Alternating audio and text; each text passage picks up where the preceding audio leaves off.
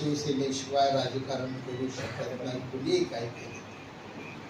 त्या राज्याला राजकारण करत असताना शिवसेना पक्ष हा बरोबर घेऊनच राजकारण करावं लागेल एवढी ताकद त्या शिवसेनेची.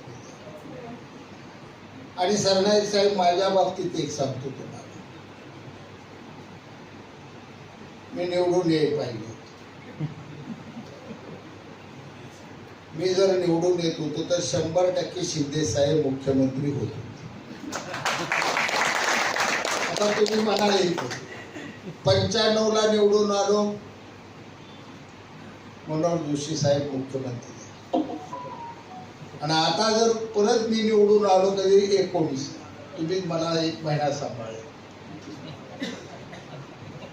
परत मुख्यमंत्री झाले उद्धव ठाकरे साहेब, आणि 2.5 वर्षानं परत आम्ही एक राजकारणाचा उठाव केला महाराष्ट्राच्या हितासाठी, पुन्हा शिंदे साहेब मुख्यमंत्री. माझी रास शिवसेने, तुम्ही कसाच्या काँग्रेसकडे गेलो मला माहित नाही, पण खरी माझी राज होती शिवसेने. ज्यावेळी निवडून येते शिवसेनेचा भगवा झेंडा तिथं